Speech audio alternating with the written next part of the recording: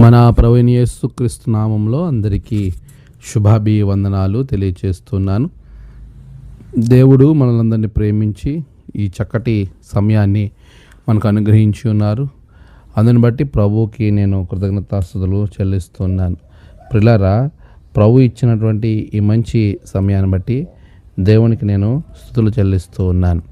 లెంట్లోని 34వ దినము కొరకు ఏర్పాటు చేయబడినటువంటి దైవలేఖన భాగములు దానియేలు గ్రంథం 9వ అధ్యాయం 26వ వచనము, మత్తయి సువార్త 27వ అధ్యాయం 35 నుండి 44, కీర్తన 146.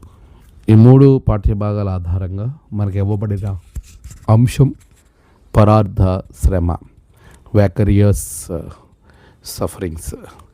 వేకరియస్ అనగా ఇతరుల కొరకు, లేతే ఎవరైనా స్వయంగా చేయడం కాకుండా వేరొకరు ఆ పని చూడడం ద్వారా దాని గురించి అనుభవము చెందటము. అంటే ఈరోజు దేవుడు ఎలాంటి శ్రమ అనుభవించాడు అనే దానిని మనం ఆలోచన చేస్తున్నప్పుడు ఆ శ్రమ మన జీవితాల్లో ఆశీర్వాదకరంగా ఉంటుంది అనే విషయాన్ని జ్ఞాపకం చేస్తున్నాను. పరార్థ శ్రమ అంటే పరుల కొరకు ప్రభు పడిన బహు దీనమైనటువంటి పరిస్థితి. ఈరోజు దేవుడు మన కొరకు పడిన శ్రమను మనం జ్ఞాపకం చేసుకోవాలి. ఆ శ్రమల వలన మనము ఆయన పొందిన దెబ్బల చేత మనకి స్వస్థత కలిగింది. ఆయన శ్రమ ద్వారా మనకు ఆశీర్వాదం వచ్చింది. ఆయన శ్రమ వలన మనం సంతోషంగా ఉండడానికి వీలు కలుగుతుంది. ప్రియులారా, దేవుడు మనకిచ్చినటువంటి ఈ అద్భుతమైనటువంటి ఆశీర్వాదకరమైన పరిస్థితిని బట్టి మనమందరము ఎంతో దీనమైనటువంటి స్థితిలో నుండి ఉన్నత స్థితిలోనికి వస్తూ ఉన్నాం. ప్రియులారా, శ్రమ అనేది మనిషిని ఎంతో కృంగదీస్తుంటుంది. పరార్థ శ్రమ చెయ్యాలి అంటే ఎంతో గొప్ప ప్రేమను మనం కలిగి ఉన్నప్పుడు మాత్రమే అది సాధ్యమవుతుంది. యేసు ప్రభుల వారు మన మీద అంత ప్రేమను ఆయన కనబరిచారు. అందుకే ఆయన శ్రమను గురించి మత్తయి సువార్త 27వ అధ్యాయం 35 నుండి 44 వచ్చిన భాగము మీరు గమనించినప్పుడు అక్కడ చాలా స్పష్టమైనటువంటి వివరణ మనకు కనబడుతుంది. ఏ విధంగా ఆయన శ్రమపడ్డారు, ఏ విధంగా ఆయన శ్రమను ఎదుటివారు హేళన చేస్తున్నప్పటికీ, ఎదుటివారు ఆయనను అవమానపరుస్తున్నప్పటికీ ఆయన ఆ శ్రమ నుండి ఏమాత్రం కూడా ప్రక్కకి జరగకుండా ఆ శ్రమలో ప్రభువుని ఘనపరిచేవారుగా, లేకపోతే ప్రభువుని ఆయన ఎప్పుడు కూడా స్తుతించేవానిగానే ఉన్నాడు అనే విషయాన్ని మనము జ్ఞాపకం చేసుకోవాలి. ప్రభు శ్రమ అంత గొప్పది.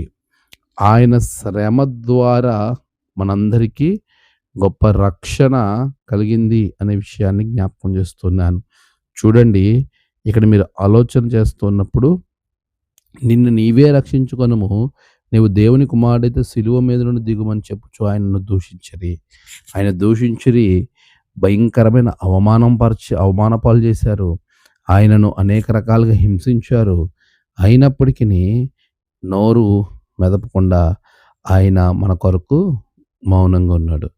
ఆయన పొందిన దెబ్బలే మనకు స్వస్థతనిచ్చింది. ఆయన దెబ్బల ద్వారా మన జీవితము ఆశీర్వాదకరంగా ఉంది. యెషయా గ్రంథం 53వ అధ్యాయం 5వ వచనంలో అతడు పొందిన దెబ్బల చేత మనకు స్వస్థత కలుగుచున్నది. కాబట్టి ఆయన పదార్థ శ్రమ మనకు స్వస్థతనిచ్చింది. ఆయన పదార్థ శ్రమ, ఆయన మన కొరకు పడిన శ్రమ వలన మనకు స్వస్థతతో పాటు రక్షణనిచ్చింది. ఆయన పరార్థ శ్రమ మనకు నిత్య జీవంలోనికి నడిపించింది. ఈ మూడు బ్లెస్సింగ్స్ క్రీస్తు పరార్థ శ్రమ వలన మనకు వచ్చాయి. ప్రియులారా, ఇంత గొప్ప ఆశీర్వాదాలు మనం పొందుకున్నటువంటి మనము మన జీవితంలో ప్రభుని ఏ విధంగా కలిగి ముందుకు వెళుతున్నాము? అభిషక్తుడు నిర్మూలమైను, దానియేలు 9:26. ఎందుకు అందరూ దేవుని పరిశుద్ధ పట్టణాన్ని, నశింపబడిన పట్టణానికి తిరిగి వెళ్ళటానికి ప్రభు ఇచ్చినటువంటి శ్రేష్టమైన ఒక కార్యము. ఈ పరార్థ శ్రమ ప్రభువు మన కొరకే కల్వరిగిరిలో ఆయన అనుభవించారు. ఆయన మనందరికీ రక్షణ ఇవ్వటానికే ఈ పరార్థ శ్రమను ఆయన భరించారు. ప్రభువు మనకిచ్చినటువంటి రక్షణ ఎంత గొప్పదో, ఆ రక్షణ కేవలము క్రీస్తు శ్రమ వలనే వచ్చింది అనే విషయాన్ని మనం ఎప్పుడు కూడా మనసున గుర్తుంచుకునే వారంగా ఉండాలి.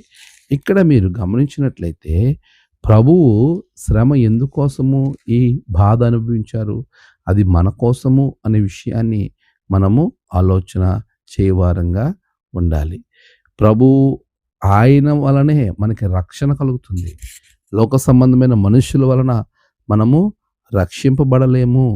ప్రభువే మనకి రక్షకుడు అనే విషయాన్ని మనం ఆలోచన చేయాలి. రాజుల చేతనైనను నరుల చేతనైనను రక్షణ కలగదు కానీ వారిని నమ్ముకొనకుడి అని కీర్తనకారుడు 146:3 చెప్తున్నట్టుగా మనం నమ్ముకొనవలసిన సహాయకుడు ప్రభువే. ఆయన మీదే మనం ఆశ పెట్టుకోవాలి. ఆయన పడిన బాధ, ఆయన పొందిన దెబ్బలు, ఆయన మన కొరకు ఎంత శ్రమ పడ్డాడో ఆ శ్రమలో నుండి మనకి రక్షణ కలుగుతుంది. అదే శ్రమ మనమును బ్రతికింపజేస్తుంది. క్రీస్తు పడినటువంటి శ్రమ, ఆయన శ్రమ ద్వారా మన జీవితాలు ఆశీర్వదింపబడుతున్నాయి అనే విషయాన్ని మీకు నేను జ్ఞాపకం చేస్తూ ఉన్నాను ప్రియులారా. ప్రభు ఎంత శ్రమ పడినాడో ఆ శ్రమలో నుండి మన జీవితాలు ఆశీర్వాదం వైపుకు ప్రయాణము చేస్తున్నాయి. కనుక ఈరోజు క్రీస్తు పరార్థ శ్రమ మనలను ఆశీర్వాదకరంగా ముందుకు నడిపిస్తుంది అనేటువంటి విషయము మీకు నేను జ్ఞాపకం చేస్తున్నాను. ఆయన శ్రమ పడిన తర్వాత 40 దినములు అగపడుచు దేవుని రాజ్య విషయముల గురించి బోధించుచు అనేక ప్రమాణములు చూపి వారిని తన్ను తాను సజీవంగా కనబరుచుకున్నాడు. ఎందుకు అంటే మనము ఆయన రాజ్యంలోనికి చేరాలని. మత్తయి అపోస్తలుల కార్యాల గ్రంథము 1వ అధ్యాయం 3వ వచనంలో క్రీస్తు శ్రమ మనలను ఉన్నతమైన స్థితిలోనికి నడిపిస్తుంది అనేటువంటి పరిశుద్ధమైన కార్యమని సంగతిని మనము ఆలోచన చేయాలి. పరార్థ శ్రమ.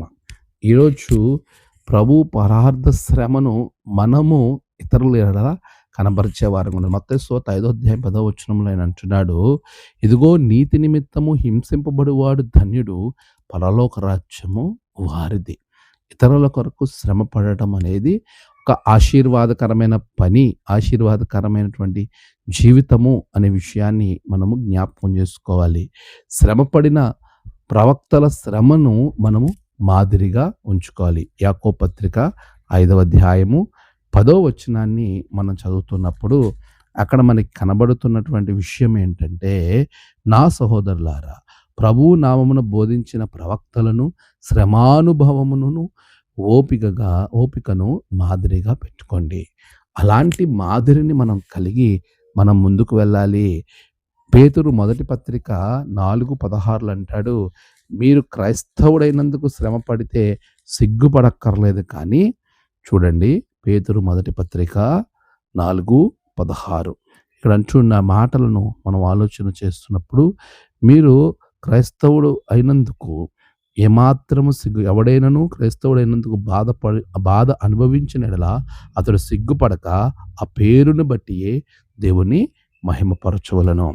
క్రైస్తవుడైనందుకు బాధను నీకు వచ్చిన సిగ్గుపడద్దు. దేవుణ్ణి మహిమపరిచే వారంగా ఉండాలి. ప్రభు మన కొరకు శ్రమ పడ్డాడు.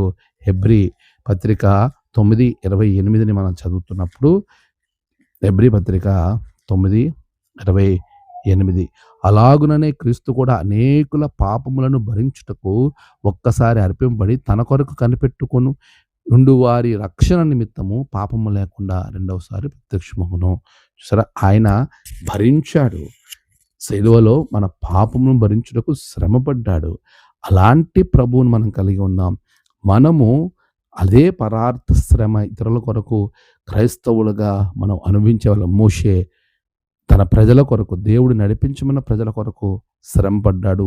నిర్గమాకాండంలో 3వ అధ్యాయము ప ము 14వ అధ్యాయం వరకు ఆయన పడిన శ్రమను మనం అక్కడ చూడగలుగుతాం. నెహెమ్యా తన ప్రజల కొరకు ఎంతో శ్రమ పడ్డాడు. నెహెమ్యా గ్రంథం మొదటి 6 అధ్యాయాలు చూస్తాము.